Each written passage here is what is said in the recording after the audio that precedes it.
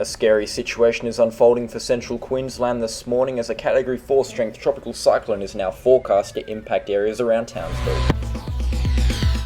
Very dangerous tropical low 05U is developing quite nicely now. It's towards the northeast of Willis Island and is expected to move into the central Coral Sea in the next couple of days before rapidly intensifying and becoming a dangerous Category 4 strength tropical cyclone on approach to its landfall, expected around Townsville or Ayr in about 4 to 5 days' time. This is a very dangerous storm threat, and this is your latest forecast update from Force 13AU. And if you do end up enjoying this video, please do consider subscribing and also leave a like on the video while you're at it. It really does help us out, and I thank you so much for doing so in advance. But taking a look at the national picture right now, you can see those hot conditions remain for the nation's west. They're not going anywhere anytime soon. It's the Australian summer.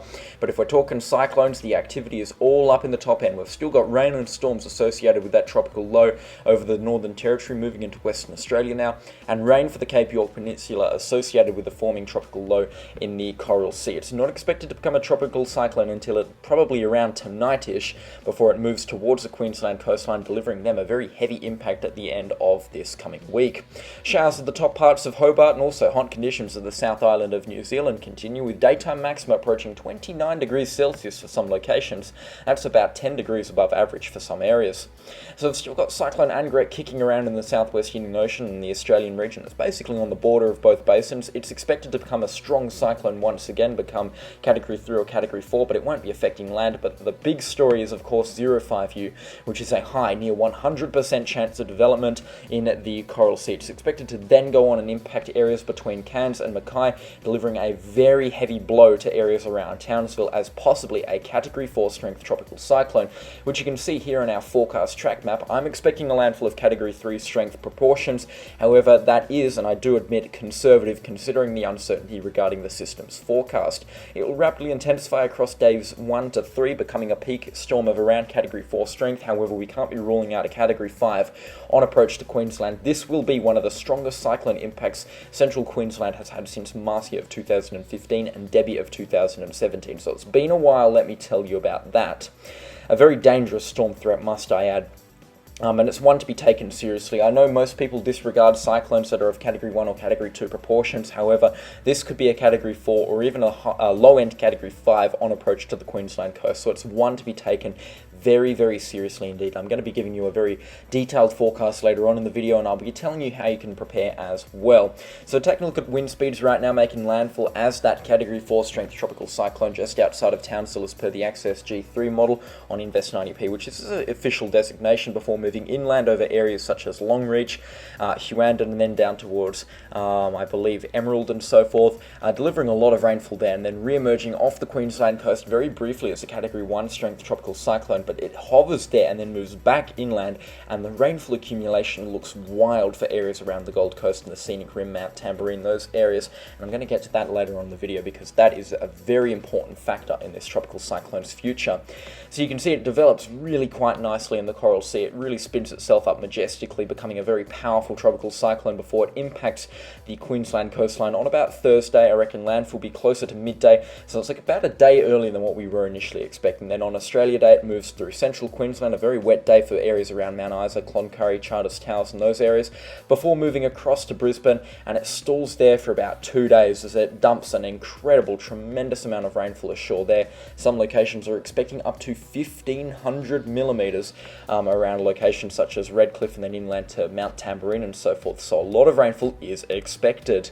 Now we're taking a look at the temperature forecast. You can see very hot conditions across parts of Western Australia, but across the rest of the nation, apart from maybe 1 or 2 spots in South Australia, it's looking fairly average. The heat index in southeast Queensland and also central Queensland associated with the tropical moisture will be through the roof. I've had a look today. Some areas around Brisbane expecting a heat index of up to 44 degrees Celsius, so make sure you're drinking plenty of water and staying cool because it's going to be quite nasty outside in heat indexes and temperatures such as that. So very hot conditions expected across there, but apart from that, looking relatively cool nationwide, which is good news, that's for sure. Now for a quick look at the satellite imagery, you can see it's still blowing up an impressive stack of convection. It's looking rather beautiful. However, I do believe that that centre is slightly dislocated from the convection, so it might have a little bit of a hard time rapidly intensifying, at least over the next 24 hours, but it's had a pretty good start to life and it looks like we've got a very powerful tropical cyclone in the making. A lot to get through over the next 15 minutes. We're going to start things off with the wind forecast on this tropical cyclone, then we're going to move to rainfall and take a look at the rainfall threat for the landfall site and also for southeast Queensland. Let me tell you, they've got up to 1,500 millimetres on the forecast, which is very concerning indeed. And we're also going to be talking about storm surge as well and how that could impact your location. So make sure you're watching to the end to stay up to date and also stay very safe on this tropical cyclone forecast because it is a very dangerous tropical cyclone.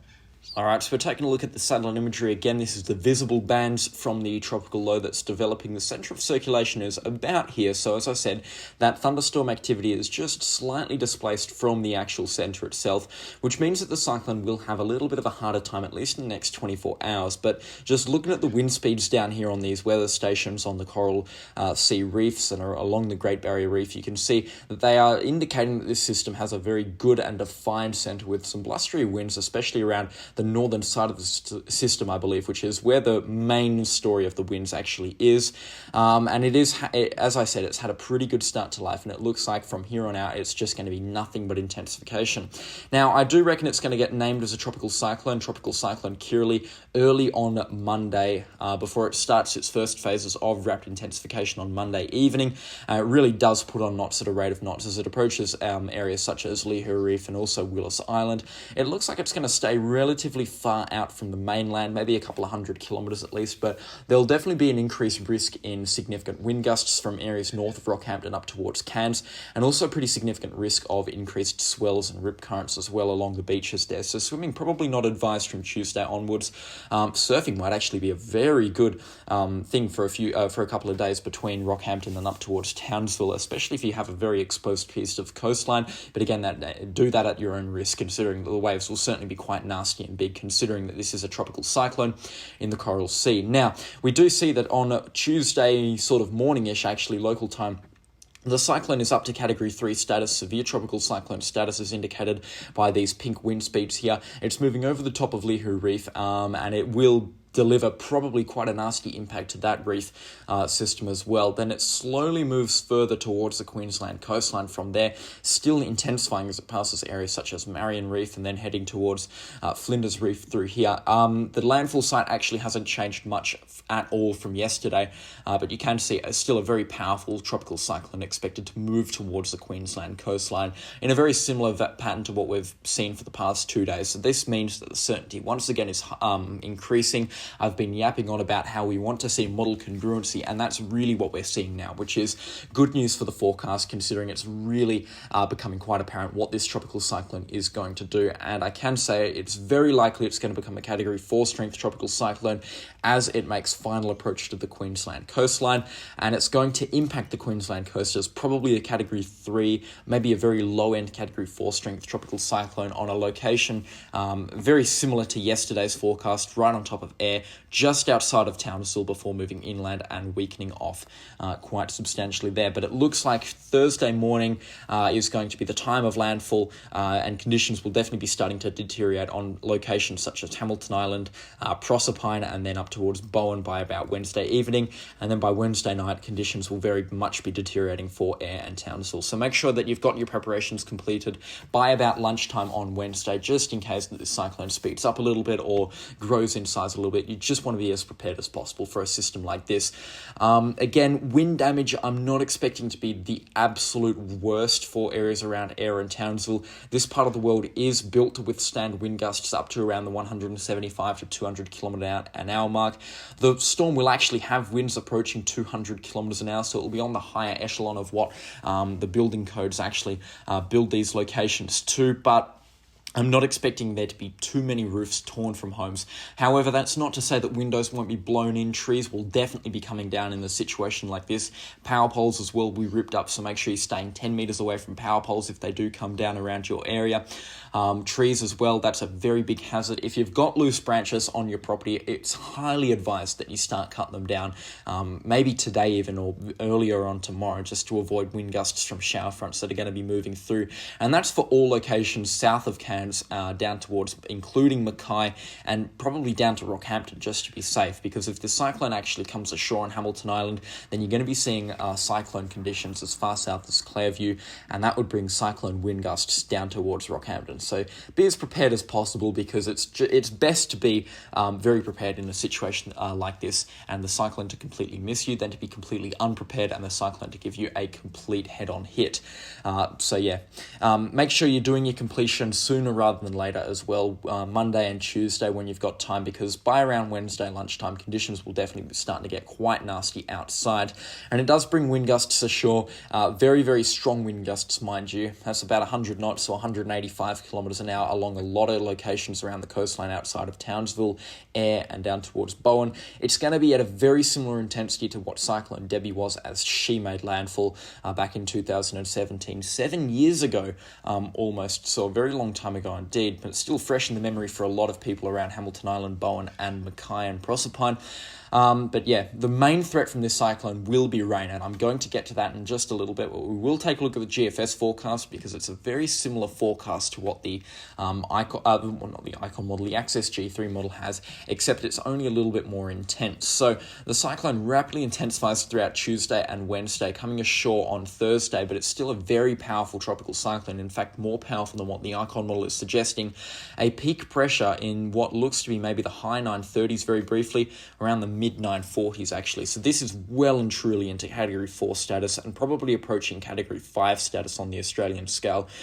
This would be packing a very mean punch. The GFS generally lowballs on winds as well, so if I was to add maybe 30 or 40 knots to these peak wind gusts, you're looking at peak wind gusts approaching 125 knots. That's 220 kilometres an hour. So Category 5 strength wind gusts for Townsville, Ayr, Giru, down towards Bowen and Ravenswood, Charters Towers as well. Very, very strong wind gusts, and when you're talking about a Category 5 strength cyclone, there's not many buildings built to withstand that sort of stuff, and that's when we're going to see roof failure and so forth, and the conditions are there for a Category 5 strength tropical cyclone. And although it's very unlikely at this point, by Tuesday and Wednesday is when we're going to be able to rule it out. So I can't be ruling it out right now as a Category 5 strength cyclone making landfall. It's unlikely, but it could definitely be happening, and it's best to prepare for the absolute worst in locations south of Cardwell down towards Proserpine.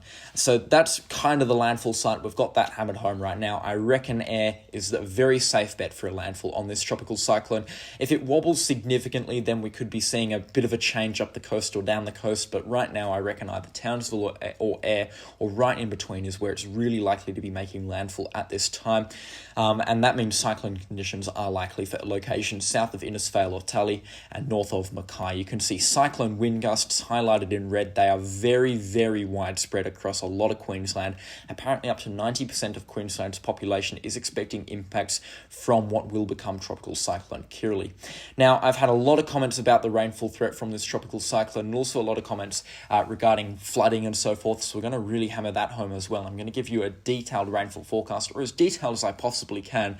This cyclone is going to have a lot of rainfall in it, but because it's going to be relatively or faster moving than storms in recent memory, such as Debbie, we likely won't be seeing tremendous rainfall totals above 1,000 millimetres for the storm's initial landfall site. However, rainfall totals in southeast Queensland are what's concerning me, and I'll get to those in just a bit. But first, where the storm makes landfall, of course, as with every tropical cyclone's core, a lot of rainfall is expected, probably up to about 400 millimetres in one or two locations. So this will come in a very quick sort of 6-hour deluge. So 400 millimetres in 6 hours will definitely be causing flash flooding, and also some sustainable riverine flooding across areas such as Charters Towers, Ravenswood, and then outside of Ingham, Townsville and Ayr. Inland as well around Huandon, where the cyclone is expected to slow down a little bit and then make its southerly turn. You can also be seeing rainfall accumulations up to 400 or 500 millimetres outside of Richmond and Torrens Creek. But what's really concerning me, where the bulk of the rainfall is expected, is on the inflow bands of this system. So on the southern side of this system, where the storm's inflow, which is the shower bands and so forth, you can see here streaming in on the southern and the eastern side of the tropical cyclone. All this tropical moisture will accumulate in a very tremendous fashion by the looks of things. From about Wednesday night, you'll be seeing a lot of rainfall, or a lot of areas picking up over 100 millimetres of rainfall in a couple of hours, and you'll be seeing sort of 24-hour accumulations approach 500 millimetres in 1 or 2 areas, and 10-day accumulations look to be around that 600 to 700 millimetre threshold. So a lot of rainfall here. That will definitely be causing some riverine flooding, and also quite a lot of flash flooding in areas around Proserpine down towards Halliday Bay and Mackay as well. Any rivers through there at a significant risk of flooding up towards the moderate to major flood levels, and also dams around here are also at a very significant and substantial risk of filling as well, up towards the 70 or 80% capacity mark. Now, I know that this part of the world has also been relatively dry this wet season compared to other parts of Queensland, but we can't be ruling out quite a lot of rainfall here, which will definitely be filling dams and also flooding a lot of rivers as well. So that's something to be looking out for. Now, as the cyclone moves towards southeast Queensland next Friday and into next weekend, after Australia Day, it will hold its intensity quite nicely as probably a low-end Category 1 strength tropical cyclone, or a very strong tropical low, as it moves towards locations on the Sunshine Coast and also on the Gold Coast. And as it starts to approach in, Saturday night is when we're going to be seeing a lot of rain and thunderstorms move through this part of Brisbane and the Gold Coast, and then Sunday morning these rain and intense thunderstorms also continue. You can be seeing rainfall accumulations here approaching 100 millimetres an hour, so really quite extreme rainfall totals here.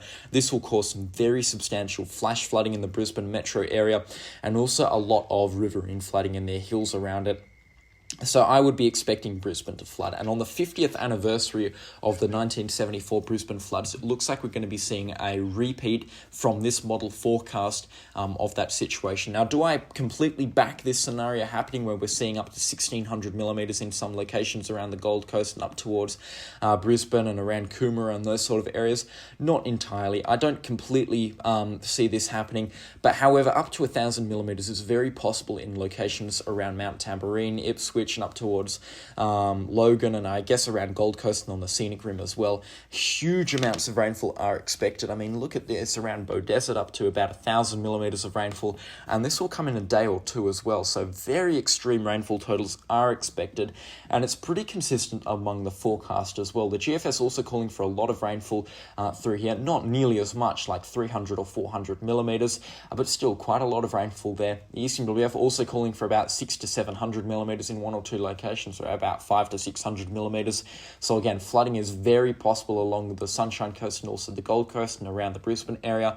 And a safe bet for rainfall, I guess, in the around next weekend time frame, you're probably looking at some locations picking up 600 to 700 millimetres. So still a ridiculous amount of rainfall, still a huge amount of rainfall. However, probably not enough to flood the city to the degree that the 1974 Brisbane city floods did, which is good because we don't ever want to see a repeat of an event like that ever again. However, I'm very concerned in the sense that a lot of rainfall is expected, and that will definitely be pushing rivers in this area beyond their major flooding levels. So make sure you're watching the forecast very closely and staying up to date with the Bureau of Meteorology's flood forecasts, or flood watches and warnings, because it's imperative that you stay safe in a situation like this, because flooding can and it will take lives, and it's often the deadliest factor in a tropical cyclone. What is also a very deadly factor in a tropical cyclone that I actually forgot to mention when we were covering the initial landfall of the cyclone is storm surge. Now, storm surge is often a factor overlooked in Australia because it's very rare that you see a tropical cyclone dump a tremendous amount of water ashore in the form of a storm surge. But in this case, we're looking out for a very nasty storm surge from Cyclone Kirrily, or what will be Cyclone Kirrily at this point. Now, this is maximum wave heights from the GFS forecast. Generally, when you get a really low pressure like this over a large swathe of area, that raises the water up, and you get storm tides maybe 3 or 4 metres above the highest astronomical tide levels. And if you couple that with peak wave heights that are going to be around 30 feet to 35 feet, that's 10 to 11 metres high. You're going to be seeing some ridiculous coastal inundation around Townsville and Ayr. If this forecast is to materialise, I would be expecting a storm surge of around 20 feet or 6 metres in 1 or 2 locations, especially among the river deltas around Ayr and down towards Proserpine and Mackay as well. So very extreme storm surge can be expected as this tropical cyclone makes landfall. However, it looks like the reefs might just be that little buffer zone for the Queensland coastline, which is good considering it. They're a great little utility that the Queensland coast has. However, they're not going to be able to do much to stop 15-metre high waves that will inevitably be in this tropical cyclone. So huge seas are expected, huge storm surge is also possible. But again, all these details will be very much ironed out by around Monday or Tuesday. So that's going to be a very detailed update. Make sure you are subscribed for it.